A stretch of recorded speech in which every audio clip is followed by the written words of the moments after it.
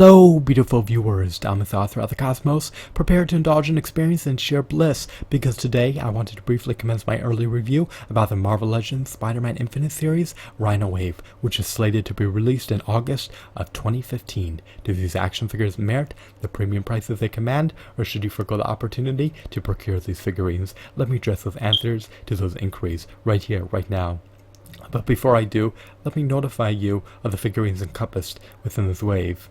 These figurines include the Chameleon, Ghost Rider, Kraven the Hunter, Misty Knight, Scarlet Spider, Superior Venom, White Tiger, and of course, illustrious Build-A-Figure Rhino, that's derived from the Spider-Man universe. Now, off the get-go, these figurines will command a hefty retail price of at least $20 each, which is an issue because the predecessor Marvel Legends action figures produced by Toy Biz were less than half the retail price of the Hasbro Marvel Legends figurines amid their launch. So you have to really meticulously analyze the situation and be prudent and ask yourself, are these figurines worth double the price of the Toy Biz Marvel Legends figurines? I believe that they're not. The Ghost Rider Marvel Legends figurine produced by Toy Biz over a decade ago came bundled with a motorcycle as well as a whip. Hasbro will neglect to include a motorcycle with the Ghost Rider figurine, so you're paying double the price for less items bundled with a figurine.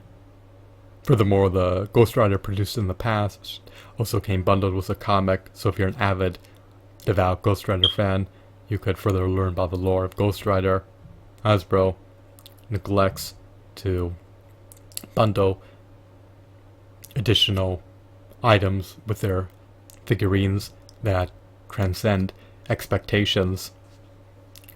The Ghost Rider of today, produced by Hasbro, lacks articulation in his finger joints.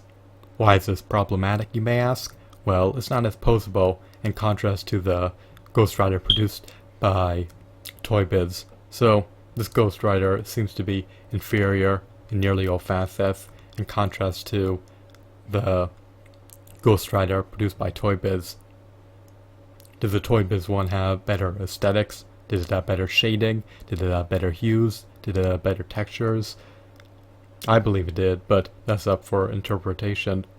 But for double the price, even if you would deem his aesthetics to be better than the one produced a decade ago, it certainly does not vindicate purchasing the modern Ghost Rider of today, since the prices is more than double of the formerly produced Ghost Rider, which in my opinion was superior. So, in other words, the Ghost Rider is a waste of money. Let's move on to the next figurine. We have Chameleon. I doubt that Toy Biz produced a Chameleon figurine.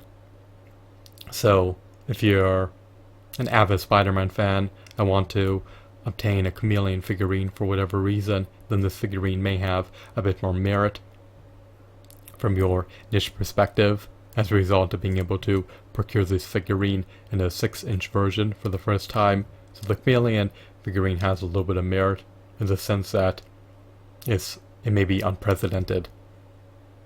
We have a Kraven the Hunter figurine. Once again, similarly to the Ghost Rider figurine, the Kraven the Hunter figurine was produced by Toy Biz over a decade ago. The Kraven the Hunter figurine was a part of the Sinister Six-Pack. It was also sold separately, a part of the Spider-Man series, a Spider-Man action figure line, and for less than half the price of the Hasbro Kraven, you could have procured the Toy Biz Kraven. The Kraven of today does not merit nearly. Bear with me one brief moment.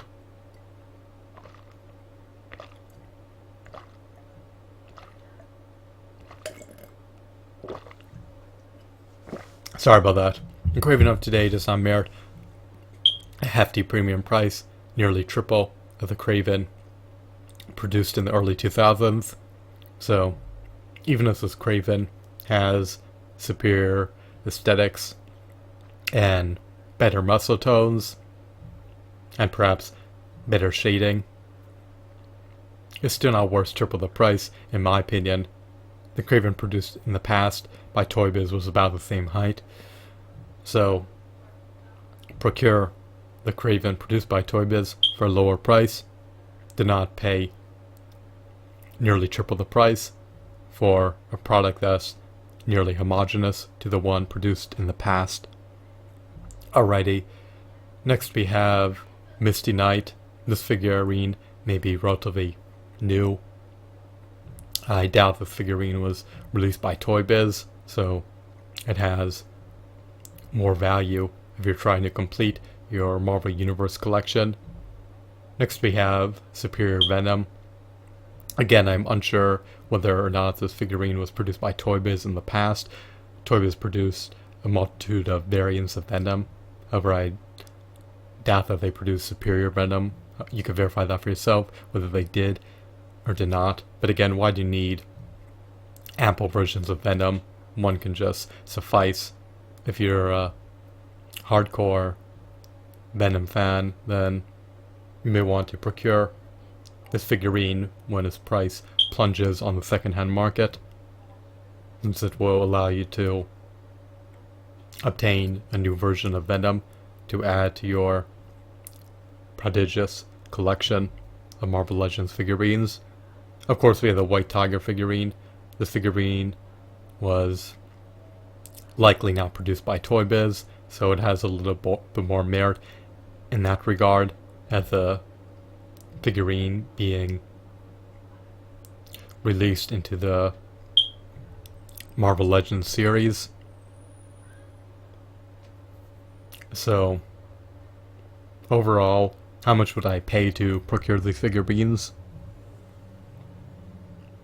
Well, because they do not have as many points of articulation in contrast to the Toy Biz Marvel Legends figurines, because they do not come bundled with their corresponding comic books, and because they likely come packaged with less, perhaps inferior accessories in contrast to the Toy Biz Marvel Legends that were less than half the retail price upon being released than the Hasbro Marvel Legends of today, I would ultimately pay perhaps $40 at most to procure this whole entire set.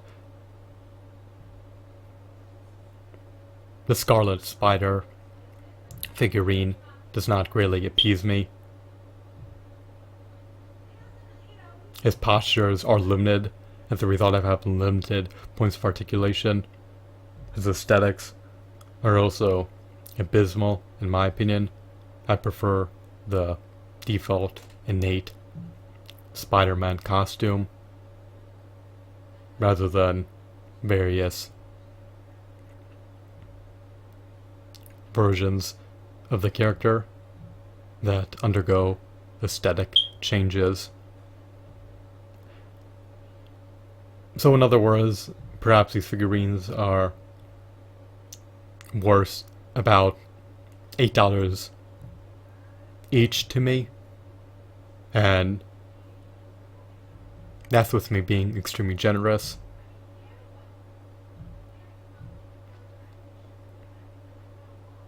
So if you do the math real briefly, 6 times 8, I believe, is 48.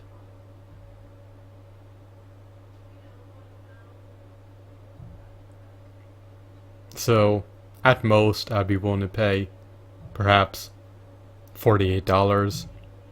Ideally, I would like to procure these figurines for under $40 if I could seize that opportunity. So overall, if I do rate them in the form of a quantitative score at the Marvel Legends series, factoring in their prices, their aesthetics, their articulation, their overall quality, I'd rate the series to be a 6 out of 10. Hasbro has not surpassed my expectations. It's nice that Rhino has interchangeable heads that depict his classic look and his modern look, but it's still not enough to entice me to procure all these figurines for over $20 just to be able to obtain a version of Rhino that potentially has less articulation than the previously produced Rhino figurines by Toy Biz. Even so, you have to ask yourself if you deem this Rhino figurine to be superior than the Toy Biz version for whatever reason. Is it worth over $120? My answer is no. Is it Kraven worth $20? No. Are any of these figurines worth $20? No. Are they worth $8? Possibly, but that's pushing it. I would likely opt to buy these figurines for $5 each. The Rhino figurine I'd potentially pay a bit more.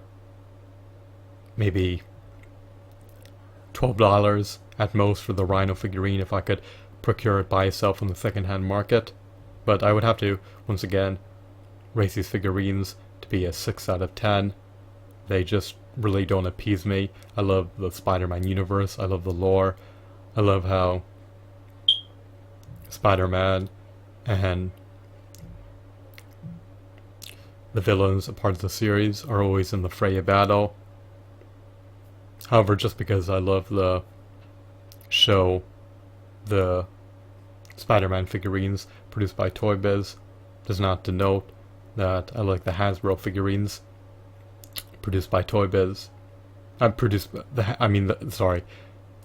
not denote that I like the Hasbro Marvel Legends figurines produced in a part of... I need a good water, I'm dehydrated. It's arduous to speak without water. Let me revamp that, or revoke my previous statement. Just because I love the Marvel Legends Toy Biz figurines of Spider-Man characters does not denote that I love the Hasbro Marvel Legends figurines of Spider-Man characters. There we go. These figurines are certainly not worth over $20 each. Some of them have already been released by Toy Biz, and the ones that are being re-released are inferior in contrast to their predecessor versions produced by Toy Biz that costed less than 1/3 of the price to procure amid being released. So this is a relatively disappointing wave. They could have once again packaged these figurines with a Build-A-Figure Savage Frost Giant that would have incentivized me to potentially consider purchasing these figurines. But for over $20, you're not getting much value for your money. You're better off purchasing Marvel Legends produced by Toy Biz and amplifying your Marvel Legends roster by adding those characters to your prodigious collection, or by purchasing DC Universe figurines. So that's everything that I wanted to convey and relay. 6 out of 10, that's my final score. Is it subject to change? Perhaps. Maybe I'll be able to procure these figurines for under $8 each in the future. We will see what transpires. The future is precarious, the future is an enigma, the future is unforeseeable. But as of right now, I'm going to forgo the opportunity to procure any of these figurines until they command the prices that they're worth. And unless the prices for these figurines plunge, I'm going to retain my finite monetary assets and put them towards action figures that are higher quality and that offer you far more value for your money. I'm not going to relinquish my money to Hasbro for inferior figurines that are outrageously priced when I could purchase superior figurines for significantly lower prices. So that's my review. I hope that you found this video to be insightful as well as enthralling. Have a wonderful, marvelous day. Goodbye.